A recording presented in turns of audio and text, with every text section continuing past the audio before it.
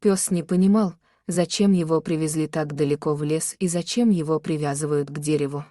Обычно на привязь его оставляли у магазина или аптеки, но в лесу то зачем его привязывать? Животное еще не понимало, что происходит на самом деле, и почему женщина начала говорить пренебрежительным тоном непонятные для собаки слова. Он опасный, он чуть не убил нашу дочь. Мне ничуть не жалко его. А мужчина все медлил. Еще дома он пытался отговорить ее, что, возможно, все произошло случайно, не так, как мы думаем.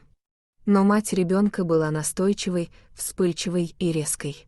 Она пожелала, чтобы собака была наказана самым жестоким образом. Сначала Роджер спокойно сидел в своей привычной ожидающей стойке и вилял хвостом. Он думал, что это временно, и они сейчас вернутся.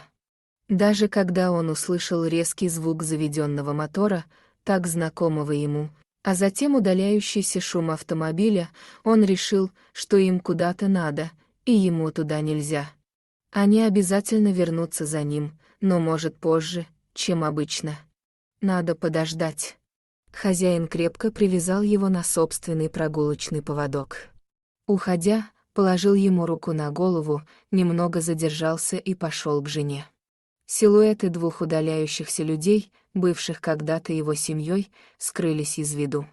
Поначалу Роджер не обращал внимания, осматривал и изучал территорию вокруг, вслушивался вглубь леса, откуда доносились разные звуки, и даже весело лаял, увидев пробегающего зайца.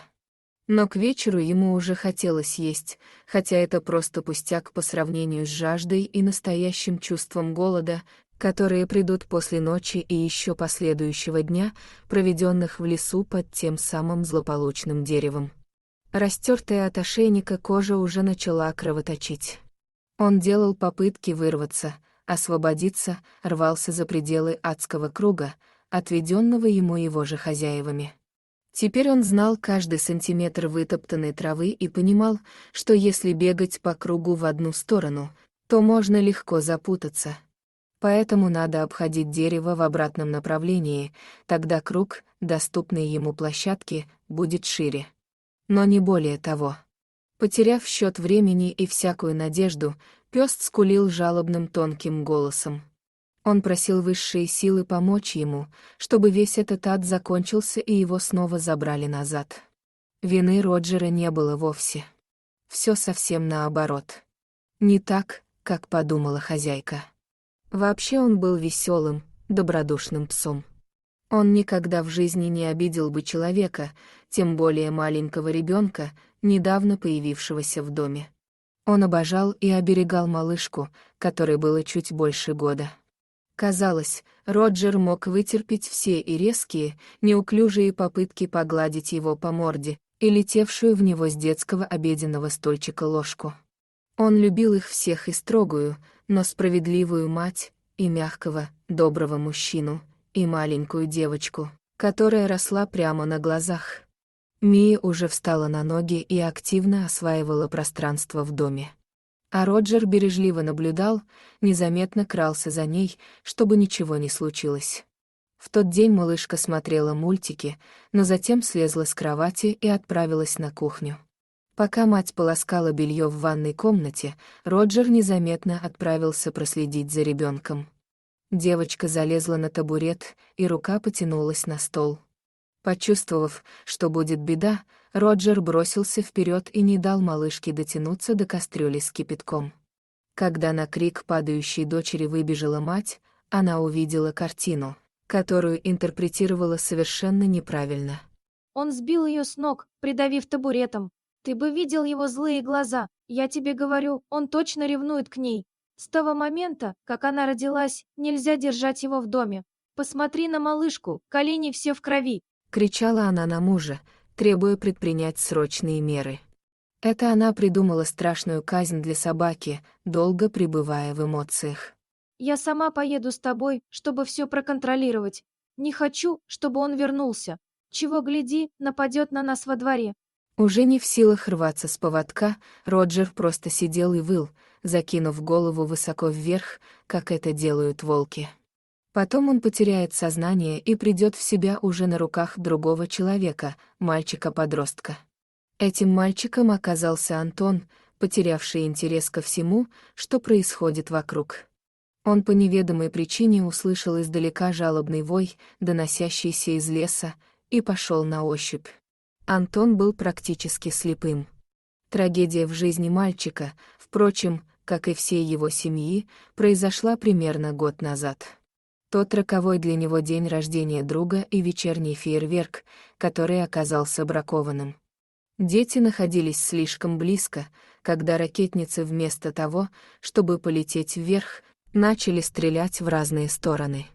Многие получили ожоги, но Антону повезло меньше всего, так как вспышка попала ему прямо в лицо, почти полностью ослепив. Ожог сетчатки и роговицы обоих глаз диагностировали врачи. Первые 2 недели он вообще ничего не видел. Затем кое-какое зрение появилось, но все было как будто в густом тумане. Мальчик мог видеть только темные силуэты проходящих в нескольких метрах людей. Мать рыдала в кабинете врача, когда тот сказал, что прогнозы не самые позитивные. Понадобится как минимум год, а может и больше, прежде чем сетчатка стабилизируется, а затем можно будет думать над операцией. Но и в этом случае положительный результат не гарантирован. Прогулки с друзьями, компьютерные игры, тренировки по плаванию и даже школа, об этом всем можно было забыть. Один день сломал судьбу 13-летнему подростку, у которого было так много планов на будущее. Теперь он слепой. Антон изменился на глазах. Из активного и жизнерадостного мальчика он превратился во флегматичного, вялого и нелюдимого. Оказалось, что вся его жизнь, все интересы и увлечения требовали зрения. Без него, в принципе, очень сложно жить. Он обожал спорт, любил читать фантастику, ходил на курсы молодых программистов. Теперь же его ждал интернат для слабовидящих, совсем другая жизнь среди таких же обреченных. В интернате он отучился весь учебный год, так и не завел себе настоящих друзей. Дома он полностью погружался в наушники, слушал музыку и аудиокниги, либо же по несколько часов сидел неподвижно на балконе и просто слушал звуки. Он наотрез отказался ехать в летний лагерь для слабовидящих и слепых, настояв на том, что проведет все лето дома. Летние каникулы так и не начались. Он практически не выходил на улицу. Едва ли матери удалось уговорить его поехать на дачу. «Да что я там буду делать? Не в лес сходить, не на речку!» Возражал против поездки мальчик. «Это всего на 2 дня? Мы с папой будем тебя сопровождать. Сходим на пляж и куда еще захочешь, все организуем». «В том-то и дело, что сопровождать. Вспылил Антон. Дети моего возраста ходят уже без сопровождения, а я теперь инвалид. Мне не место среди нормальных людей». Одним из любимых увлечений Антона с самого детства были грибы. Он знал в этом лесу каждую тропинку и без проблем часами проводил здесь время. До того самого случая. Теперь же он мог просто сидеть на большой качели, сооруженной отцом прямо на краю леса, и слушать доносившиеся оттуда шелест листвы, пение птиц и шорох ежи в прошлогодней листве. Но это все быстро надоедало, и он погружался в наушники. С помощью голосового помощника на телефоне можно было легко выбирать любимые треки или даже слушать любимые фильмы, которые он знал уже практически наизусть. «Черт возьми, опять телефон разрядился!» — нервно произнес он. «Как же тут уследишь за зарядом батареи, когда ты слепой?» Он скинул наушники, взял свою трость и собирался направиться в сторону дома за зарядкой.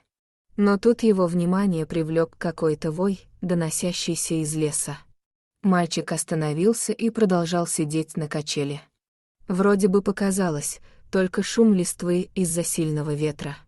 Через минуту из леса донесся снова длинный протяжный вой собаки. За последний год слух у мальчика заметно обострился.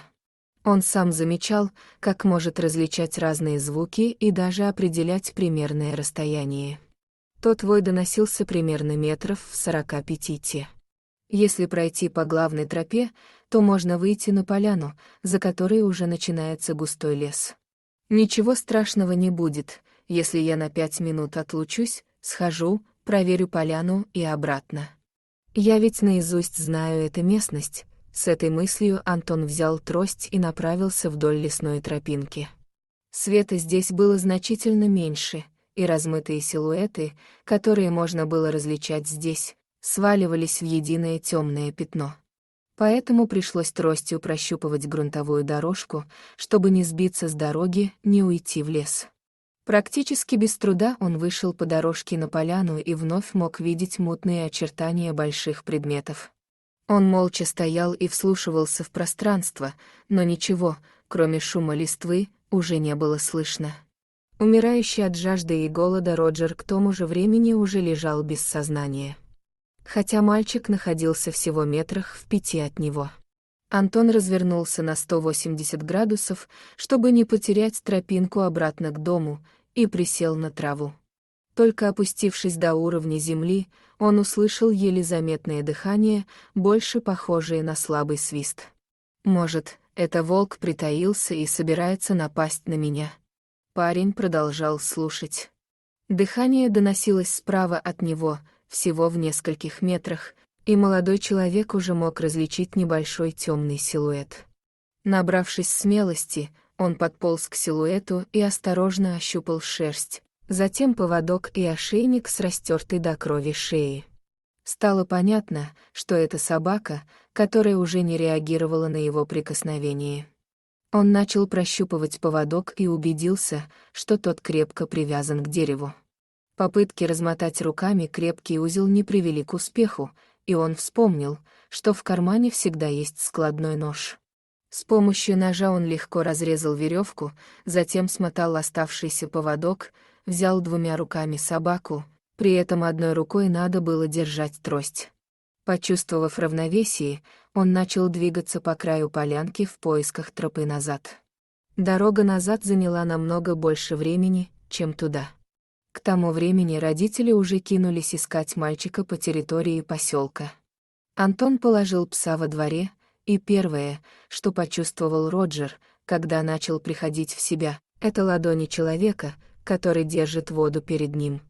Это был самый теплый момент, который он будет помнить всегда.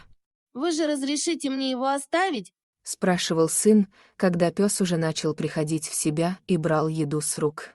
Конечно, сынок, ты же его спаситель. Куда же он теперь без тебя? Имя собаки было написано на поводке, поэтому он так и остался Роджером. Он быстро адаптировался в новой семье и стал настоящим помощником и другом для мальчика. Антон за несколько летних месяцев после появления собаки снова стал жизнерадостным и активным. Мать не могла сдержать слез, когда вновь в первый раз после трагедии увидела улыбку на лице сына. Теперь Антон мог выходить во двор с Роджером и кидать ему мяч. Пес, как оказалось, знал много команд и в принципе был очень умным. Но самое главное, что Роджер, хоть никогда и не обладал навыками собаки-поводыря, однако у него оказался прирожденный дар. Если хозяин неосторожно подходил к краю бордюра, то пес резко бросался в сторону возможного падения и подставлял голову под руки парня. Если Роджер был на поводке, то с ним можно было свободно ходить, опираясь другой рукой на трость. Он не рвался, а наоборот спокойно следовал по самому безопасному пути, останавливаясь возле бордюров, давая понять, что здесь опасный участок. Со временем у родителей даже возникла идея отдать Роджера на курсы, где обучают таких собак, которые сопровождают слепых. Но, как вскоре оказалось, в этом уже не было необходимости. В конце лета врач дал добро на операцию, и Антону вернулось зрение. И самым большим желанием мальчишки, когда он вышел за пределы палаты, было узнать, как же на самом деле выглядит Роджер, которого он так хорошо знал, но никогда до этого не видел. Дорогие друзья, если вам понравилась история, оставьте комментарий и подпишитесь на канал. До свидания!